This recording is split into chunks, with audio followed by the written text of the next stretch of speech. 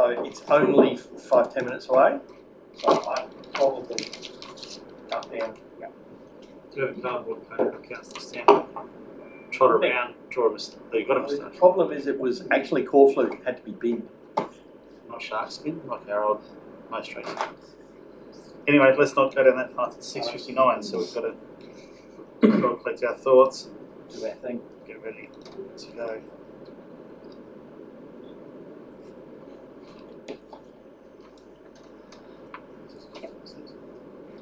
And we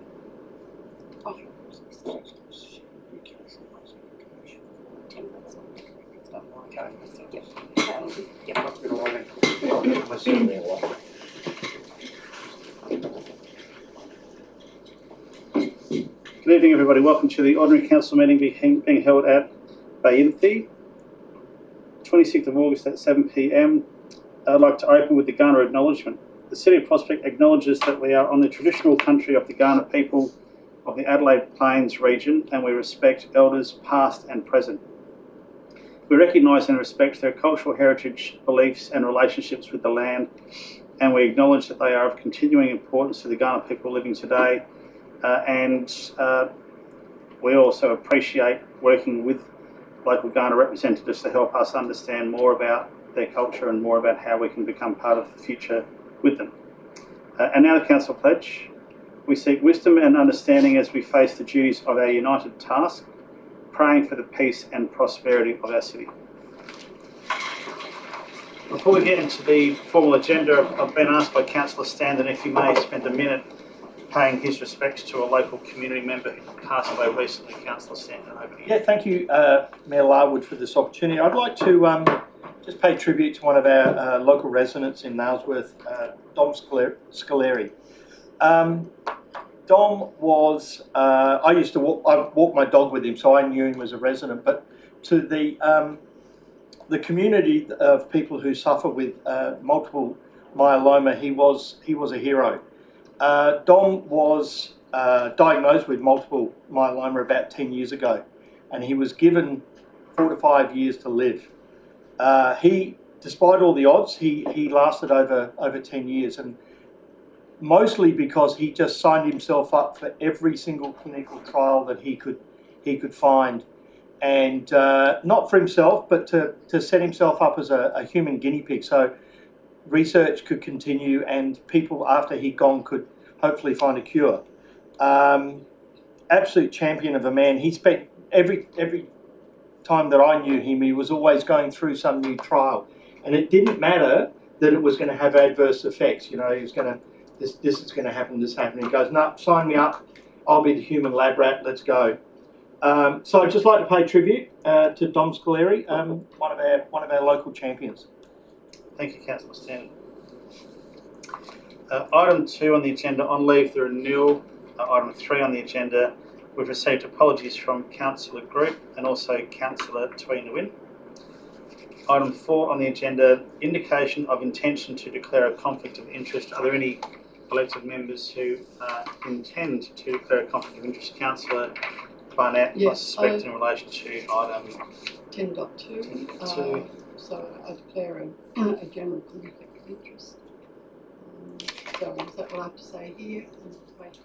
Wait until the motion comes up and then you can declare that you're going to stay on stage. Thank you. If there are no other intentions to declare a conflict of interest, item 5 on the agenda, the confirmation of minutes from the previous council meeting. Do I have a mover? I saw Councillor Bennett and a seconder, Councillor Nelson. Unless there's any need for discussion and summary, I will put that to the vote. All those in favour? Against? Carried unanimously. Item 6 on the agenda is public question time. So just as a reminder, we've got up to 15 minutes for questions from members of the public, and I'll allow 5 questions with 3 minutes each, and we will answer those questions if we can.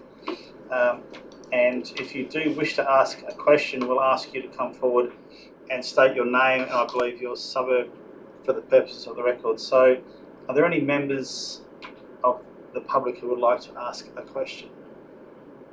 thought I might have 3 there for a minute there. I was hopeful, but you're obviously here for another reason. So unless there's anything else, we'll move on to item 7. Petitions, there are nil.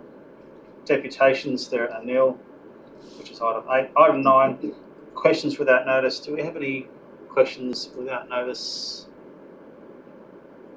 Oh, we do want to keep nights on. Great. All right, we'll move on to item 10, reports for decision.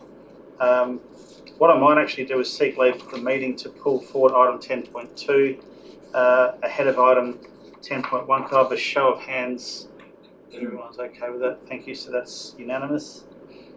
So item 10.2, Prospect Local History Group Memorandum of Understanding, recommendations on page 16. I'd like to welcome the members of the Prospect History Group for coming along tonight. There are recommendations on page 16. Do I have... Oh, Councillor Bunning. Yes, so I declare a general conflict of interest as a member of the Prospect Local History Group committee. I'm not an office holder, so I'm not regarded as having a conflict of interest by reason of the Local Government Act. So I will stay in the room, take part in the debate and vote on the item. Thank you. Okay, so item 10.2, the recommendation, page 16. Do I have a mover? Councillor Hollett, would you like to speak to the motion? Yes, I will. I'm a huge supporter of the work the local Prospect History Group does, and I'm sure everyone here appreciates the work that they do. I think what distinguishes this group from a lot of groups is that it actually works with us. We kind of dovetail with them, and you know, I'll actually read some of the things that have benefited the council, and it's on the agenda here. Regularly provide assistance with public historical inquiries, maintaining and improving access to the Prospect Local History Collection, applying for the delivery grant-funded heritage projects, collaborating on history displays, events and publications, advocating for the preservation of history in the Prospect area, supporting the conservation and promotion of key heritage sites, particularly the Prospect Air Raid Shelter, working with the City of Prospect through external grants and funding to care for and digitalise the Prospect Local History Collection. The group's worked with us for a long time, and only recently we employed the history officer here. But prior to that, they almost, to a large extent, took over the role. And, residents here, often come to this area because they appreciate the history. And there's so much that this group has offered, and I really do think we need to support them because they are struggling at the moment, and we really need to put something in place that supports and shows that we appreciate the work they do and help us out, really. I'll leave it at that. I'm sure you're all aware of what they do for us. Thanks, Councillor. It was remiss of me also not to draw your attention to an additional recommendation that was added, which wasn't part of the distributed agenda, but you can see that on your screen. And I don't think that's contentious. It doesn't constitute a variation, really, or an amendment. So this is the recommendations that we're voting on. Thanks, Councillor Holt. Do I have a seconder? Councillor Stanton, would you like to speak to the motion? I will speak to it. I think this is a wonderful solution to a problem that's been dogging us for quite a while. I'm of the understanding this $2,500 a year will primarily be used to provide insurance for people going in and out of the air raid shelter. So, which has always been something that I thought as a councillor that we should be attending to, as it's our property. But this actually is a pretty good solution to it. And what it'll do is it'll actually free up local history group to use the funds that they generate as from their fundraisers to put to something that is of use rather than just paying off an insurance bill every year. I think it's from a governance point of view, I think it's a good way of doing it too. I mean, for the next 4 years, we don't have to actually argue about this. It's all set and put away. And I think this is a very neat and very correct way of handling this process, and I commend this motion to you. Thank you, Councillor Standard.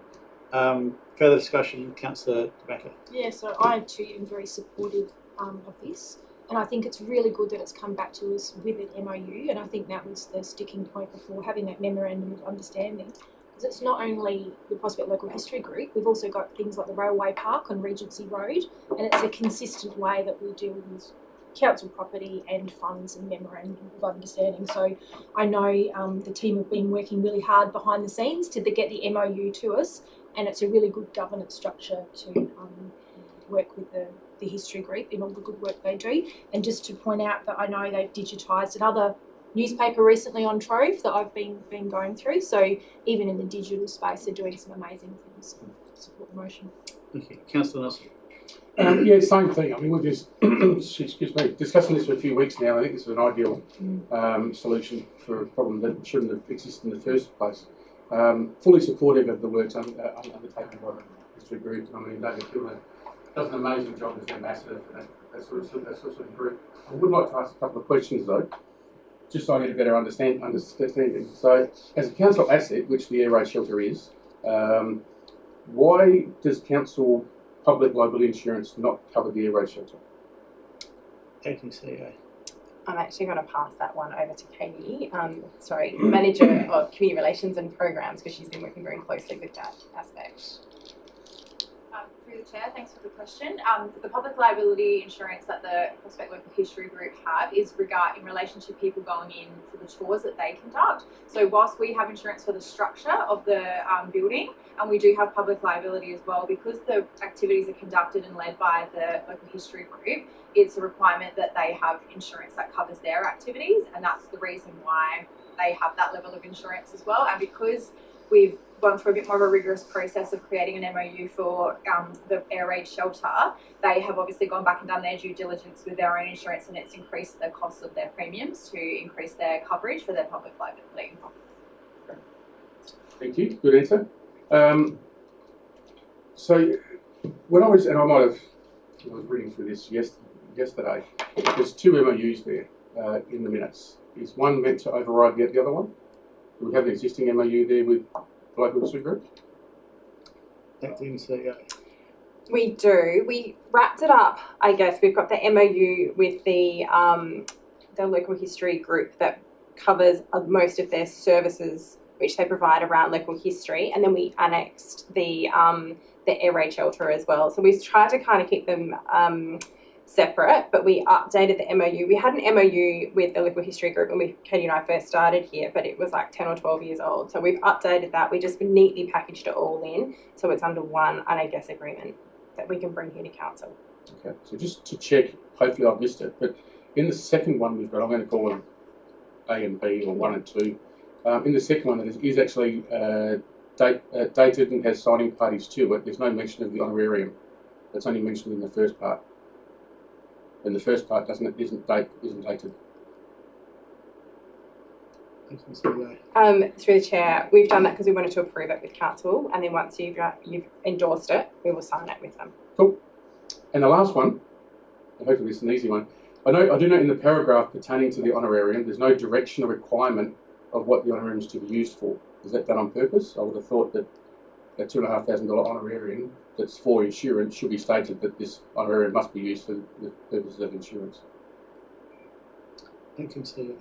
Through the Chair, we can certainly amend that. That wasn't meant to be blank on purpose, but through the option 4 down the bottom here, I can make those changes. If you still endorse it, that's yep. Done. Well, good.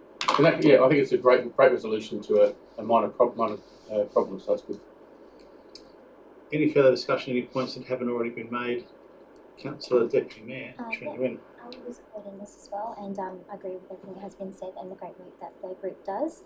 And just a quick calculation, it says here the group has done 2,500 hours, volunteered 2,500 hours, sorry.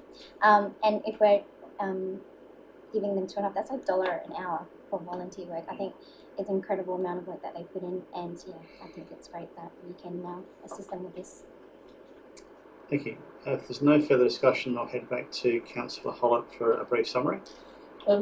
I can see that there's never been a doubt of the value of the group and, you know, to the community and an appreciation for what they do. But I think this process now kind of ties a few ends together, and I really would love to see this go through and be supported. That would be great. Thank you. Thank you. That's all. Councillor Hollett. Let's put that to the vote. All those in favour? Against? Carried unanimously. Okay, so let's head back to item 10.1. That's the only discussion we'll have in relation to and that motion. And as we like to say, you're welcome to stay around. But if not, we also understand if you'd like to get home. Heading back to item 10.1. 2024-2025 proposed carry forwards list recommendations on page 4. Carol is on hand for questions if required. So do I have a mover to get this on the floor? Councillor Nelson would like to speak to the motion. Not really, but I will. I think nobody here likes carry forwards. We all understand in this industry and this day and age and lack of material availability and labour shortages and everything else that happens. We don't like it. I think the reports is very well put together. It explains the reasons why, explains why we have to do it. It's something that we obviously don't want to accept, but we have to accept. Thank you. Do I have a seconder? Yes, I support it, and again, I think it's a very good, clear report that outlines the background, the discussion, and why we need to do this in, I think, to a very transparent way. So I think that's, even though, you know, so it'd be nice if it was all tied up with a nice little bow, but it doesn't happen that way. So I think for me it's the public transparency of what is proposed in the motions. Thank you, Councillor Barnett. Is there any further discussion? Councillor Baker. Yeah, look, I mean, saying don't like carry forwards is a bit of an understatement for me, because I always see carry forwards, you know, we I say promise, but we have a guide of what we're trying to do within a financial year, and when we don't deliver it, it's kind of like a service level drop. So I sort of see it as a miss, and I know our carry forwards are considerably less than they have been in previous years, and I totally understand that some of these items are across a couple of years, but we do have instances, and we haven't really mentioned that we've got, you know, a lot on our plate at the moment. And one of the two major projects we've got, and especially infrastructure and assets, is the Churchill Drainage Project and the PLP project, and that's taking a lot of staff time. And I think we have to understand the opportunity loss with some of that as well. And just when, and this is maybe just in the reporting, the way it's been reported, some of the items next to them have, because if I'm the public reading this, these have carried forward. Some of them actually say these will be completed in Q1, Q2, but there's a lot of other ones that are saying they're going to be done, but it doesn't say why, so, or when it's going to be finished. So I think a third column would have been much more transparent to the public. Now, maybe just a question through the chair: is there an information report coming to us in coming months about project updates? I'll have a go at answering that, and we receive a regular report, I think it might be quarterly, with regards to the status of all projects. Yeah. And I'm sure that information regarding on track, not on track, proposed completion date, new completion date is part of that report. So I'm pretty sure that does come to us. And actually, CEO, anything else you'd like to add? Through the chair, my understanding is they usually come with the Q1, October, is that correct? Yes. Yeah, so this is coming early, and I know there's a reason for that, but I think just, yeah, with the public reading it, it would be nice to have that consistency, so to explain it. But yes, I'll be supporting it, but I'm always, you know, more encouraged when we don't have as many carry forwards. Thank you. Any further discussion? Just briefly from the chair, there are a number of reasons why a project might be carried forward, and sometimes it might be more beneficial overall for a project to be carried forward than to be completed on the date that we originally proposed. And I trust that the staff would look at all those circumstances and make the right decision. And I would prefer to see, in some circumstances, a project carried forward as opposed to a budget blow-on or a poor outcome or whatever else it might be. So whilst we would like that number to be as low as possible, there are a myriad of reasons why something might be carried forward, and I've got complete faith and applaud the staff for continuing to put downward pressure on that figure. I'll head back to Councillor Nelson to sum up. No, I think it's good enough. Thank you. Let's put it to the vote. All those in favour? Against? Carried unanimously. Okay. So, item 10.3, electronic participation in councillor information and briefing sessions guideline. Recommendations on page 38. Again, Caroline is on hand to answer any questions. I'll move it to get on the floor, considering it may well have been my suggestion in the first place. A little surprised by the range of figures that were put forward with regards to this. I still scratching my head a little bit as to why we may have backed ourselves in a corner with the setup that we've currently got. A decision was made on that many years ago. I do think it is the way forward. I'm comforted by the fact that we've got a terms of reference in here, which is very close to the Audit and Risk Committee's terms of reference. In fact, it's tightened up a little bit more, so that gives me a little bit more confidence. I think we should do this, and therefore I'm putting the motion forward and moving it. Do I have a seconder? Councillor Deputy Mayor Trindwin, sorry. Similar to what you've said as well, in the orders does say just a temporary fix. So yeah, if that's just a temporary fix of up to 100,000, a permanent fix, I'd be interested to see how much that would be. But yeah, I think I'd like to know a little bit more and understand what that quote from 25 to 100 and what that will be providing. Anything, Celia? Definitely head over to the Director of City Corporate. So the quote for the $26,000 will actually adjust the in-room equipment and will mean that we don't have to use the 2 laptop setup, because technically you can do it via that way without spending any money, but the stability is potentially a problem, and that obviously also means more setup, and it's not actually embedded in the room. So the 26K will get it embedded in the room. The 100K quote was to take one step further and actually assume that we are dealing with an empty room and build it to be a Teams enabled room, because when it was initially set up, that wasn't part of the specification, because it wasn't expected at that point in time that the Chamber wanted to do meetings online. Any further questions, Deputy Mayor? So you're saying the more permanent solution will be up to 100,000? Is that? Through the chair. Through Through the Director. The $26,000 is a permanent solution. The only proviso to that is the advice in the report that because we are using the 2 existing screens, when we're in workshop mode, the presentation will be behind the Mayor, as is the normal practice, but we normally duplicate the presentation on the end screen so that the presenters can see the screen, so that any observers can see the screen. But because we need to ensure that the person who is participating in the meeting online is visible to the public, that screen will actually show the online person instead. So there is possible that as we start to test this mode, the conclusion might be that it's not particularly functional without a third screen in the room. And the advice we have at this point in time, that if we need a third screen, we'd be looking at about $15,000.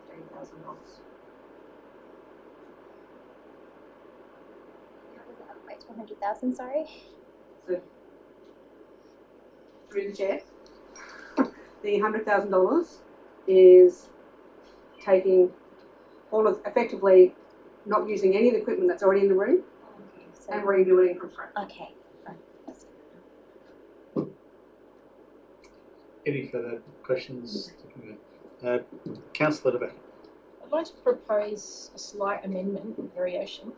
So line 5, where it says notes an interim solution to enable electronic participation in place, and then maybe full stop. And then 6, council will be advised if further budget is required to implement a permanent solution.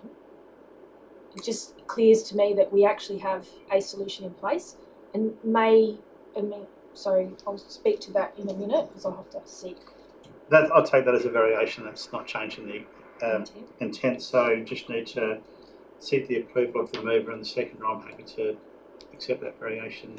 As well. Okay, so I'll speak to the motion. Yep. Yeah, so look, we've had issues with this room since it started, and I personally believe it should have been dealt with as a remedy after your first 12 months of something being built. And it still, I think, doesn't address the fact that the gallery sometimes find it hard to hear. So though we've improved the hearing loop, I've still heard back from the gallery that there's no amplification for people to hear. So I'd hate to be spending a lot of money and not solving that issue. And may I suggest that if you, like, our faces aren't that big and they certainly don't need to be that big, you could actually have a floating screen as a thumbnail with the elected member if they're remote as a sidebar or something. I don't think it necessarily has to warrant another screen. So I think if we're creative about it, we don't necessarily have to do that. But certainly if we're looking at a solution, it would be good. Can I just maybe ask through the chair how much we've already spent on audio-visual solutions in this room in the last maybe 18 months?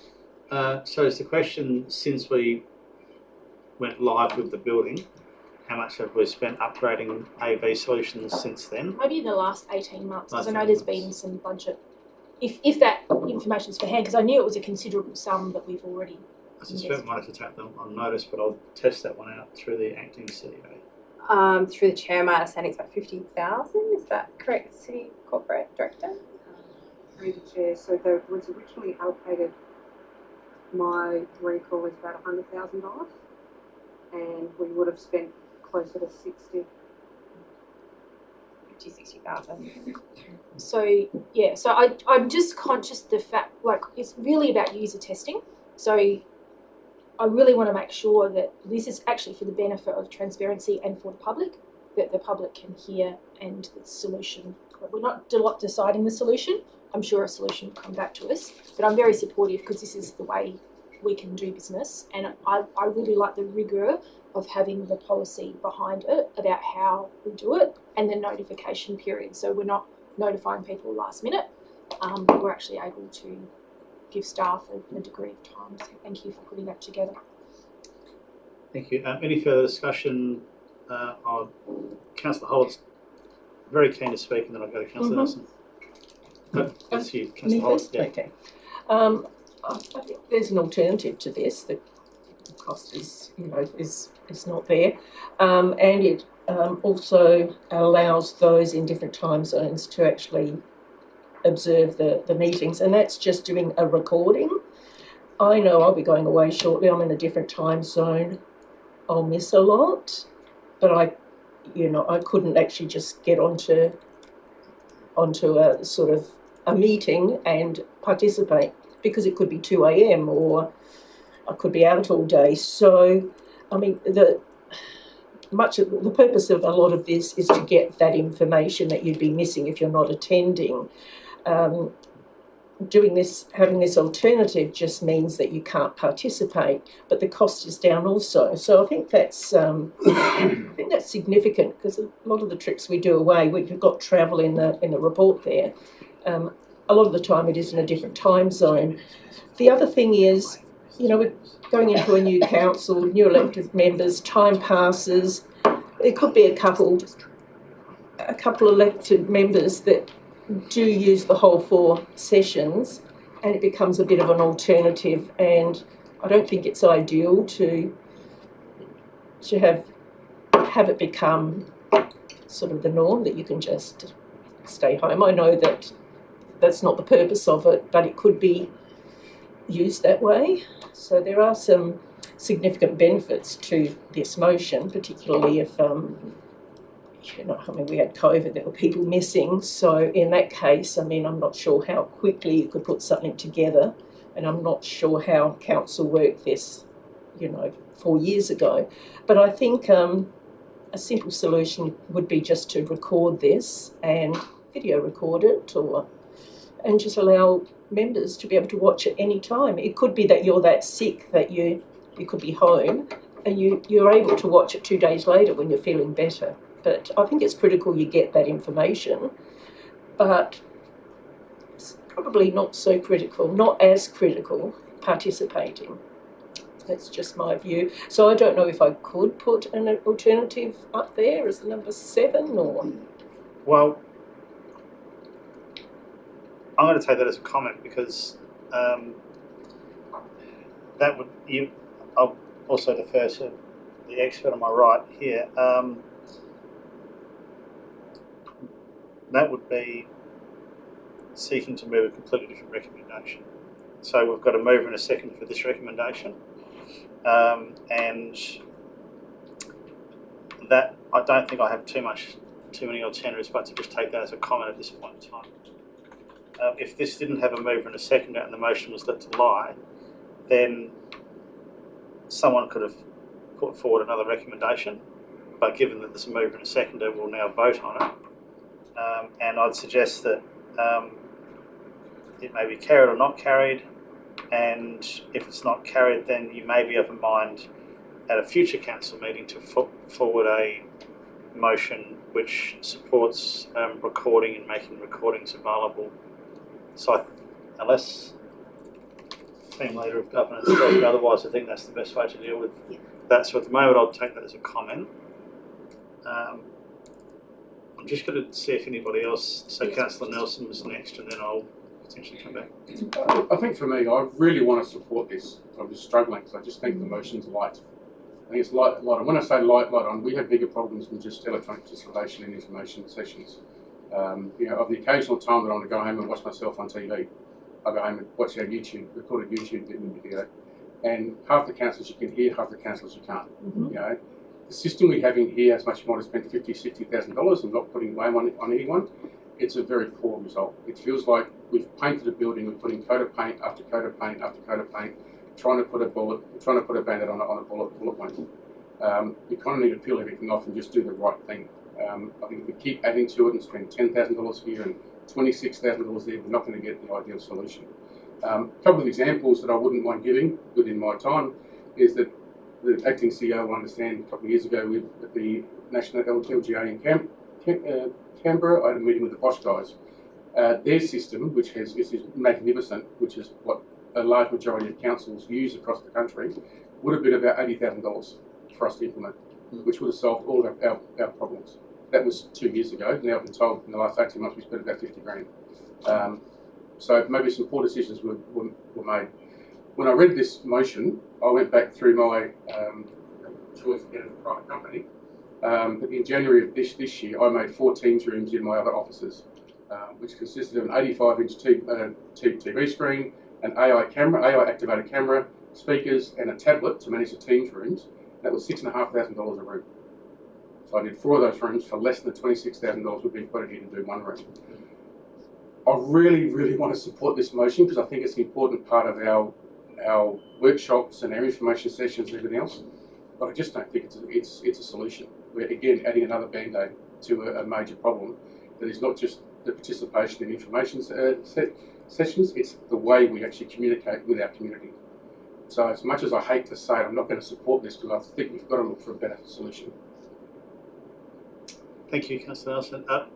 If there's anybody else, and I will come back to you, Councillor Baker, but you had a part of the chair before, so I'll go Councillor Sannon and then Councillor Barnett, and then briefly back to you, Councillor Baker.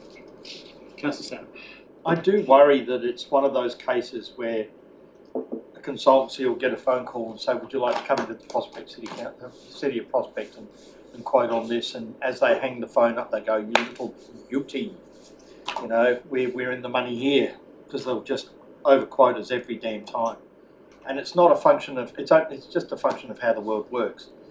I support the idea of getting this place to work properly. And I truly believe, apart from the screens, the work and things like that, some of the infrastructure is still pretty good, that maybe we need to just kind of look at look at what is available and then look 5 years in advance and say, what, where do we want to be with this technology in 5 years? Can we put it in place that it still be good in 5 years? And I do understand that when this building was built, that a lot of what we do, a lot of the remote stuff, really wasn't in the mainstream, and you needed to be a bit of a visionary to put it all in place. And maybe that wasn't available at the time. I wasn't around for the last few little bits and pieces of the finishing of this building. I think it's important that we have AV, proper good AV in place. Whether that costs us a bit of money, I don't mind spending money once well. Like if we have to spend $100,000, we don't have to spend it for another 10 years. That's good value. But the fact that we keep band-aid on a bullet wound is a very good way of saying it. The fact that we keep having to add little bits on something that probably wasn't good in the first place. I support it because we've got to move in the right direction. I don't know whether we've got the right consultants. I don't know. I'm not a part of that procurement process. As for the gallery, I think we could buy maybe 30 sets of headphones and do a silent disco. If for people who can't hear, whack a pair of Bluetooth headphones on and away you go. We don't have to project all the way out there. We've got technology. I support it in as much as I want to see this move forward. Let's just hope that we do it in a way that we can actually do it once, and then that's it for another 10 years. Thank you, Councillor Sanders. Councillor Barnett. Yes, I think, yep, it's easy to be wise after the event, I guess, but now we're trying to fix it. So I think if we don't do this, we're still not fixing things. So at least with this motion, we do have some room to move to be able to get some solutions. And I think we all know, with information technology, it's almost obsolete as soon as you put something in. So I guess we just want something that will work. This allows us to do that. Also, I think it's important that apart from elected members, council members being able to take part and get the information, we also need, I think, a solution if we need a quorum as well. So I think and we have to work within the legislation. So I think that does meet this. So yeah, I'm prepared to support it. Thank you. Councillor Backer, if you've got a question, or if you can make it sound very much like a question, yeah, I can it go was a couple of questions. If we leave this on the table, could this come back to us with an IT solution? Because and I'll follow that with that.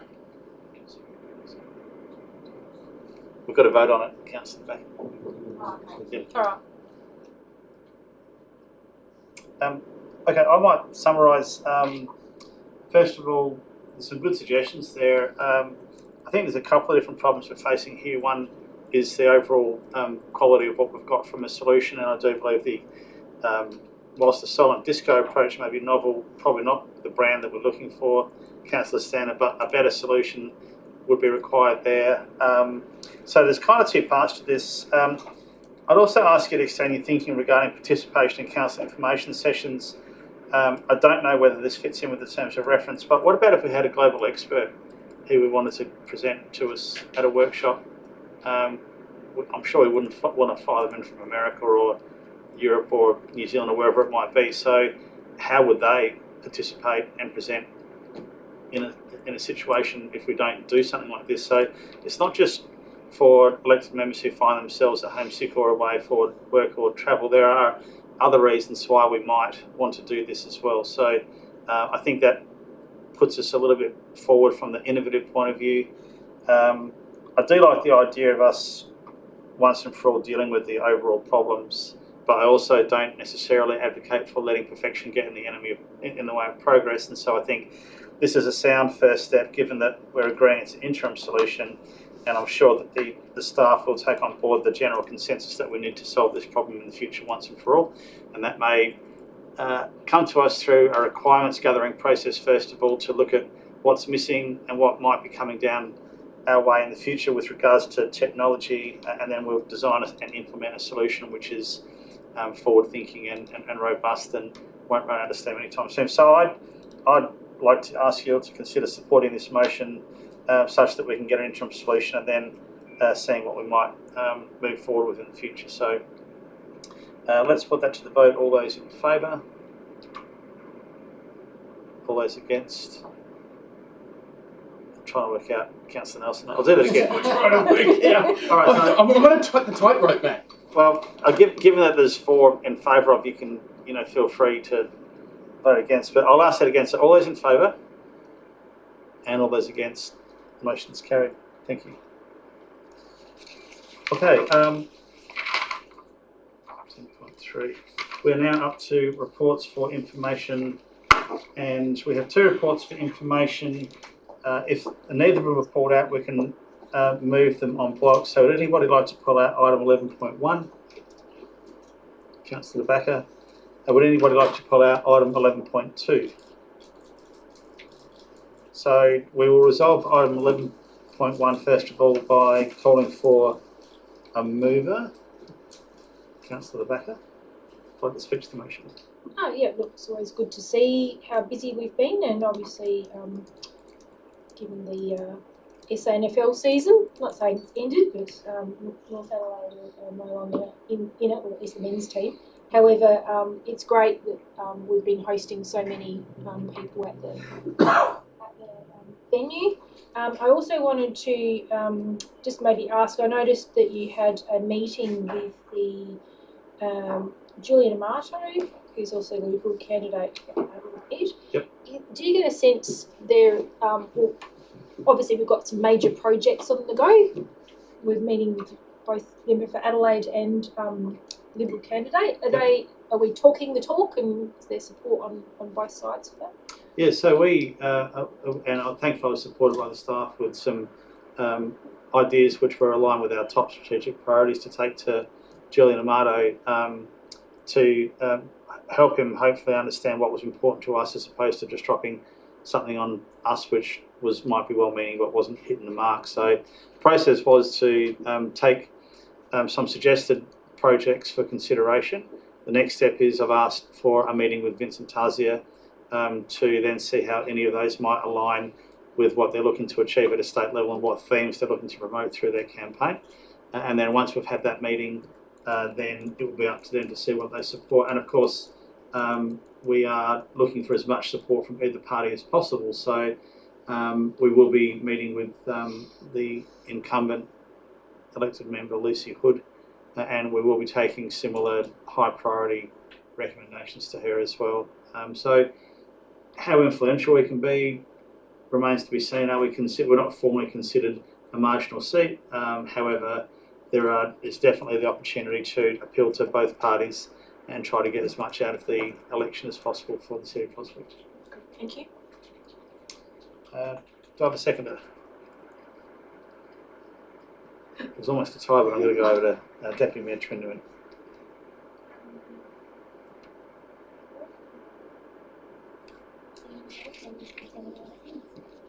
Thank you. Unless there's any further questions or debate, then I'll put that one to Councillor Backer to sum up. Probably don't need to sum up. All those in favour, against, carried unanimously. Now this one, seeking a mover and a seconder, but no debate. So a mover for this item, Councillor Stanton, a seconder. Councillor Nelson, all those in favour, against, carried unanimously. Okay, general business, 12.1, we've received reports from Councillor Barnett, Councillor Backer and Councillor Nguyen. Councillor Nelson, a little bit disappointed. Normally I look forward to receiving yours as well, but on this occasion... I meant to start it today, but I think it's still sticking my draft. Apologies. That's fine. So thank you for putting forward those reports and also for all the work that you do for our community. It's great to see how busy people are, and the range of things that we cover as a group of elected members shows how committed we are. Okay, so moving on to motions on notice. There are two motions on notice. The first one, 12.2.1, which I'll move, submission of a motion to the 2025 LGA AGM, creatively entitled "What Happens When the Phone Stops Ringing?" And I'll move that. Just a few practical points. This is to submit a motion to be considered as part of the LGA AGM. This is not to action the project at all. And if implemented, this is a decision which I'm suggesting be made at a local government level. So the reason I put this forward is because it's something that's very close to my heart with what I've been through personally over the last 3 to 4 years. Thankfully, it's in the past now, and I've always appreciated the support that I've received from those around the table. And mental health is a growing issue in the community overall. And I really noticed a gap here with regards to what happens when people wake up the next morning and realise that they haven't been re-elected. And some people might not care. Some people may have been in positions for 16, 20 years, some for 4 years. However, what I do know is that if you aren't elected, then you are cut off quite abruptly. You're kind of yesterday's news. Your email is taken away. You're no longer invited to things. You're no longer participating in decision-making processes at this level. And again, while some people might not care about that, it could have a significant impact on people's lives. That doesn't necessarily start having an impact the day after. It could be 3 months, 6 months after. But I think as a sector, we should be looking after our elected members as well as we might look after our staff. And I don't think there's anything in place across the sector that takes care of people after they've lost their seats. And I think it's a duty of care. And if we think about the cost of this, based on what's been proposed, it's not a significant amount of money. It may happen once every 4. It will happen once every 4 years, and maybe it's the sort of thing when people are considering becoming an elected member, when they see the care that they're provided with, it might be a tick to get more people of the right sort of calibre to be part of this process. So I think it's a good idea, but ultimately it's up to everybody else around the table to also put forward their views on it. So I'll now call for a seconder. Councillor Barnett. Yes, I'll second it, having been one of those people that has been through this process before, in 2000 mayoral elections. But I guess my personal reaction as well, get up and get, back into the community and sort of get on with it, but not recognising everybody's different. When that did happen in that particular election, there were many, I think over, I'm not sure of the actual amount, but more than usual number of mayors and elected members who lost their seats. And this was before a 4-year term as well. So you've had 4 years in, so it's quite a block of your time, right? I did a little bit of research, and New South Wales government did research with a university. It was for members of parliament, but it followed the same sort of move as, the rationale and whatever that we're looking at here. And one of the recommendations was to form a group of former members of parliament, what if we substitute elected members? Now, the LGA, to their credit, and I think it's the only time it's ever been done, held a get-together for the former elected members at Walkerville Town Hall, and there was particularly among the men, they would say things, feel like you're just a feather duster now, you sort of, they felt that they'd lost a bit of their purpose and, that sort of type of thing. But anyway, in my talk to the group, I did suggest that maybe the LGA could form or help form a group for former elected members. And this is what the New South Wales government actually did for former members of parliament. So I think it has, we can, and also I think it would have a strong possibility of perhaps being put in for the LGA Research Fund to investigate. So I didn't see that there was perhaps a point 1, 2, 3, 4, 5, 6 that could perhaps suggest that the LGA Research Fund could perhaps do some research into this, use that fund. Yes, I think we don't know until we try, but I do know from personal experience and with my work being volunteer for 15 years as Secretary of the Australian Local Government Women's Association South Australia group, we do a lot of support for people who have lost their seats. Of course, we concentrate on women, but we do have some men and former men mayors as well. That so I'd like to be able to see this if we support it, and then just see where it goes from there. Thank you, Councillor Barnett. Any further discussion on any points that have been raised yet, Councillor Barnett? Yeah, look, I think it's a really well-intentioned motion.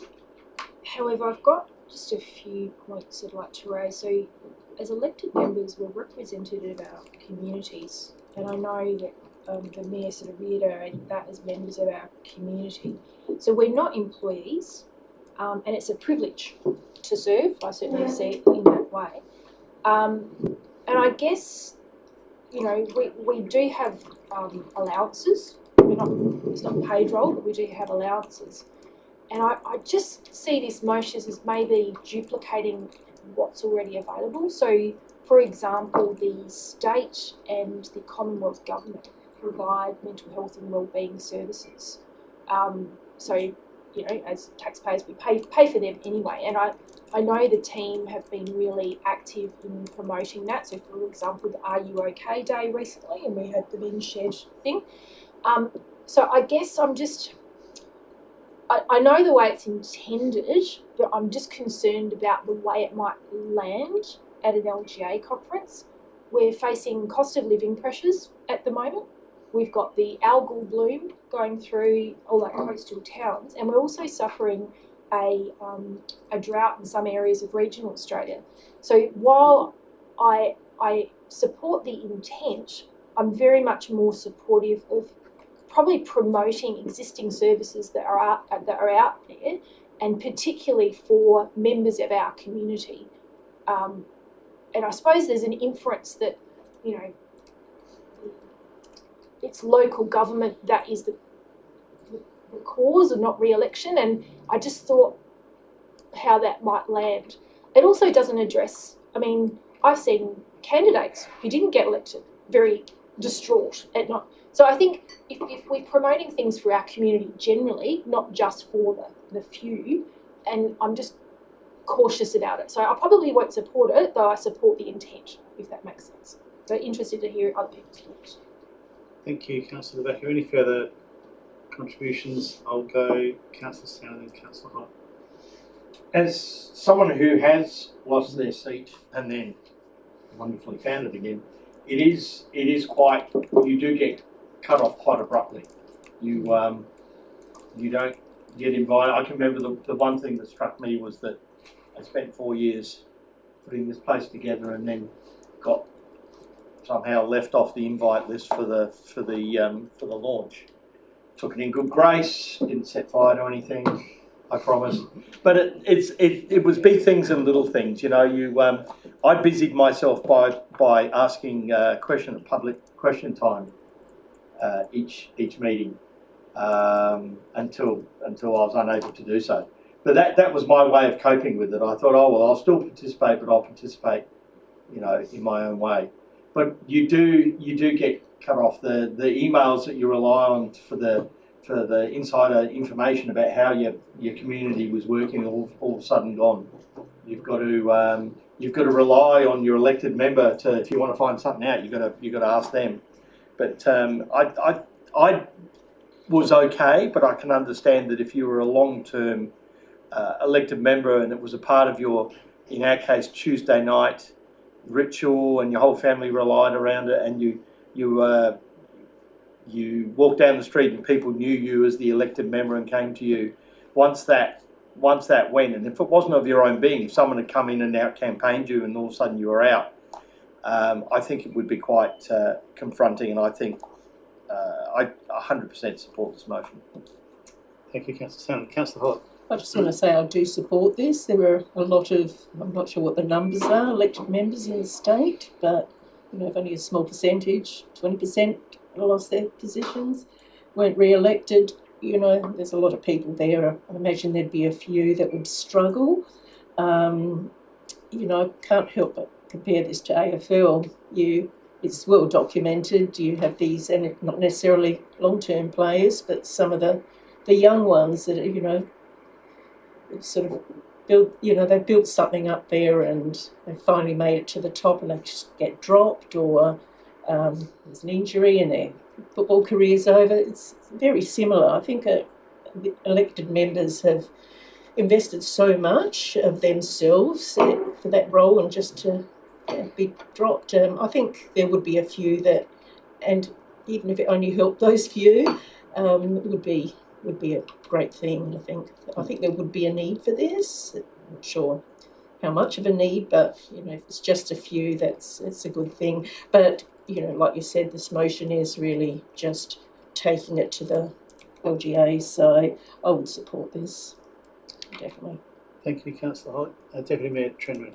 It's great. Thank you for bringing this forward, and I guess it's not something I would have thought about, so it's great to hear past experiences from other elected members. And yeah, I do support it. This is going to be something that is brought forward to the LGA and will cover across all councils. And I think other councils will be supportive of it too. Yeah, I guess it's something that new elected members will think about. Perhaps someone that's been long serving, having something like this in place. If people decide to choose to use it or not, might be great. So I support it. Thank you. Anybody else? All done, all dusted. Okay, so I'll sum up. Thanks for your contributions.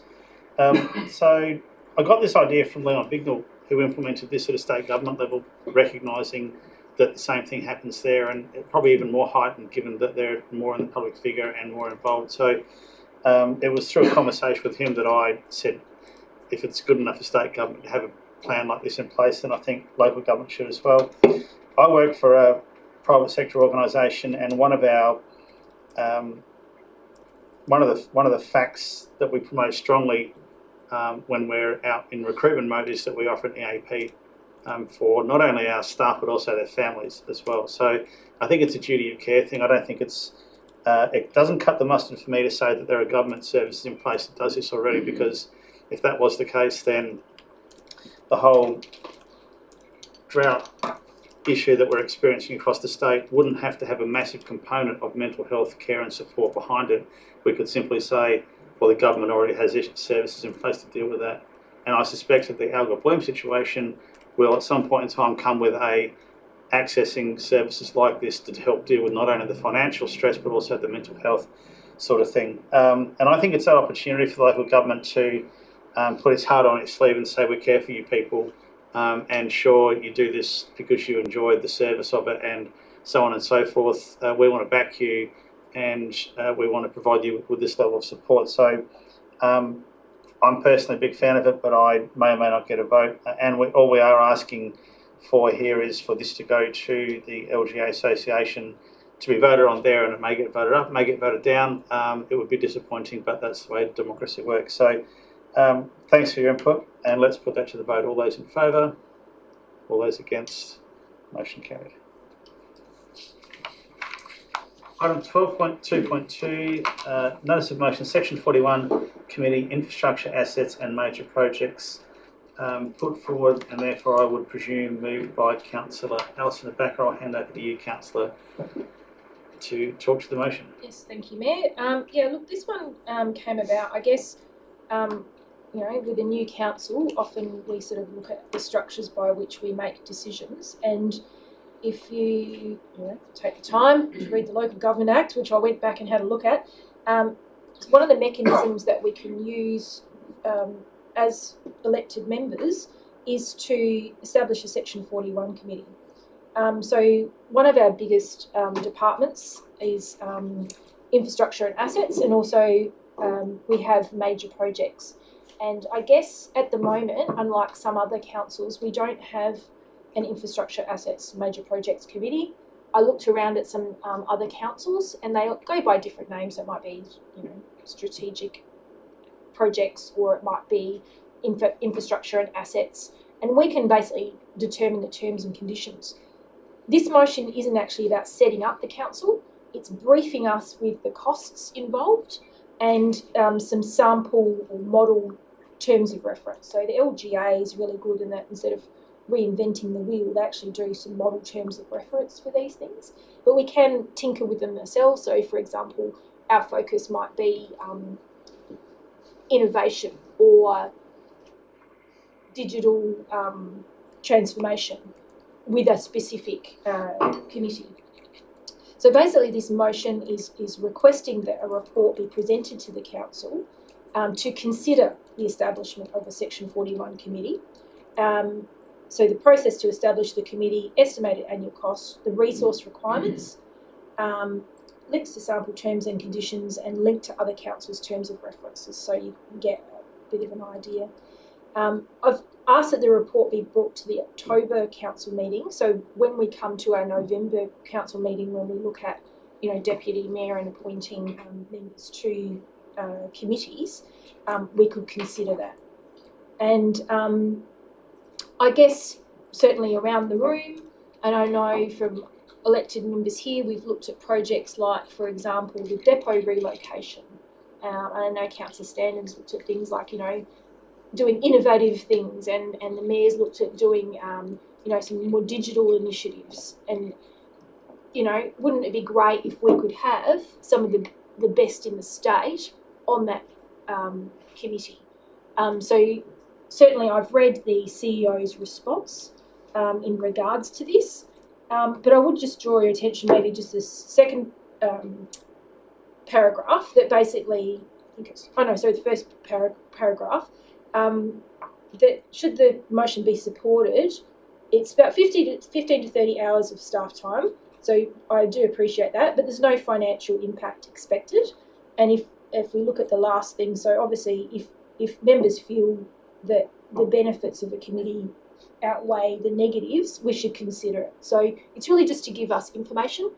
Some people can look at it as another tier of regulation, but I would actually see it as increasing transparency and an opportunity for elected members to advertise for maybe roles where we could add value to our decision making. Not to say there's not already value embedded in the staff unit itself, but certainly some of those key projects or key directions could be considered. So I'd be interested to hear views around the room. But yeah, I'd encourage you to support the motion. Thank you, Councillor Baker. Do I have a seconder? Councillor Nelson. This was an interesting one because I remember reading the agenda on Saturday and I've gotten to 12.2.2 and gone, Section 41 committee, no way, and I closed my book. I've gone, I hate Section 41. I think they're too much work, I think they're over-governed, I think they're full of red tape. But when I looked at this, I thought, okay, this isn't the creation of a Section 41, it's the investigation into one. Now, understanding that we have had some delays in things like the depot relocation, and we've had a look at some of the public realm and whatnot that maybe we could have gotten involved earlier. Maybe there's a benefit there, maybe there's not, but at the end of the day, we're not asking to create a committee. I think this is actually a really good idea, and now I'm interested. I wasn't even interested before, but now I'm interested just to have a look at what is the process and the annual cost and what resources are required. So I think there's no harm in doing this. This has just now piqued my interest. I will still stand, and I have spoken to Councillor Baker that I'm deadly against Section 41 committees. But I don't think there's any harm in having a look at doing the research and finding out what the process is. So I'm going to support this one. If no, any further discussion, any points that haven't been raised around the table? Councillor Barnett. Not a fan of Section 41 committees. We should be trying to reduce the amount of bureaucracy and red tape. That doesn't mean to say that we can't establish a Section 41. It still has to come to council for approval or not. So I'm just wondering if it didn't have section 41 committee in the motion, I might be more inclined to support it, even though it has been pointed out that this is just to ask for a report. Yet we know with a report, somebody's got to do it. That takes them away from other work. We know the staff, and I suspect who might be doing it, are already overloaded, I might add. I'm not against having a committee, but in my mind it would have to be a committee of the whole council. As soon as you start splitting up, like you do with the CEO review committee, that means then that usually about half of the rest of the group don't actually get a lot of all that the value of being there present when things are sort of discussed and worked out. I'm not happy to support a section 41. I would be happy for a short report. It's not going to take too long for our staff to do when they've got, as we well know, a whole load of other work which could be seen to be more important than this, and infrastructure as the major projects. So I'm just trying to work out what's the difference between, if we wanted as a council group, we can come and invite any people that may have particular. We do that with the other projects that we work on. So I'm really struggling to really find at the time what is the benefit. But I'll listen if there's any other people that want to speak. Thank you, Councillor Burnett. I might jump in from the chair because I can't see anybody else's hands going up. If it comes to a tied vote, I won't be supporting this because I can't see the point in this process. I don't think that we need additional Section 41 committees. I think that we have some of the best in the state already, and if we don't have them internally, we bring them into workshop environments where we get a chance to road test and dig into the details. And to Councillor Barnett's point, it creates a better level of trust and transparency, I think, if we're talking about these things in a workshop environment. I've surveyed the Eora mayors and there's not a strong level of support for this type of Section 41 committee, and I do believe that there is a need, and in some cases, for example, the audit and risk in the COPDR, that works well, but this is just adding another layer of bureaucracy and asking the team to do additional work, which I don't think is necessary, because I don't think the end result is necessary. So if it comes to a tie vote, I won't be supporting it.